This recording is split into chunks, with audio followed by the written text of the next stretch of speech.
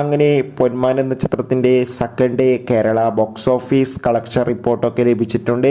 ആ ഒരു അപ്ഡേഷനാണ് ഇന്നൊരു വീഡിയോ ഭാഗത്ത്. വീഡിയോയിലേക്ക് മുൻപ് വീഡിയോ ലൈക്ക് ചെയ്യുക, ചാനൽ സബ്സ്ക്രൈബ് ചെയ്യുക. ജനുവരി മാസം ഇനി അങ്ങോട്ട് ധാരാളം ചിത്രങ്ങൾ OTT റിലീസ് ചെയ്യും. നമ്മുടെ ചാനൽ ഭാഗം പരിശോധിച്ചാൽ നിങ്ങൾക്ക് ആ വീഡിയോയ്ക്ക് കാണാൻ വേണ്ടി സാധിക്കുന്നതായിരിക്കും. ബേസിൽ ജോസഫ്, ലിജുമോൾ ജോസ് എന്നൊക്കെ പ്രധാന കഥാപാത്രങ്ങളായെത്തി ഇന്നലെ റിലീസിനെത്തിയ ചിത്രമായിരുന്നു പൊന്മാൻ. ചിത്രത്തിന് ആദ്യ ദിവസം തന്നെ മികച്ചൊരു പോസിറ്റീവ് റെസ്പോൺസ് ആയിരുന്നു ലഭിച്ചിട്ടുണ്ടായിരുന്നത്. അതേ അഭിപ്രായം തന്നെയാണ് ഈ ചിത്രത്തിൻ്റെ രണ്ടാം ദിവസവും പുറത്തുകൊണ്ടിരിക്കുന്നത്. ഏവരും ഏറെ ആകാംക്ഷയോടെയാണ് പൊന്മാൻ എന്ന ചിത്രത്തിൻ്റെ ഓരോ ദിവസത്തെ ഓരോ കളക്ഷൻ റിപ്പോർട്ടും അറിയാൻ വേണ്ടി കാത്തിരിക്കുന്നത്. ഫൈനലി ചിത്രത്തിൻ്റെ second day Kerala box office collection റിപ്പോർട്ടൊക്കെ ലഭിച്ചിട്ടുണ്ട്. ചിത്രത്തിന് രണ്ടാം ദിവസവും അത്യാവശ്യം മികച്ചൊരു ബുക്കിംഗ് ആണ് കേരളത്തിൽ നടക്കുന്നത്. അതുകൊണ്ട് തന്നെ ഇന്നും 1 കോടിക്ക് മുകളിൽ കളക്ഷൻ നേടിയെടുക്കാൻ വേണ്ടി സാധിക്കുമെന്നാണ് ട്രാക്കിംഗ് റിപ്പോർട്ടുകൾ സൂചിപ്പിക്കുന്നത്.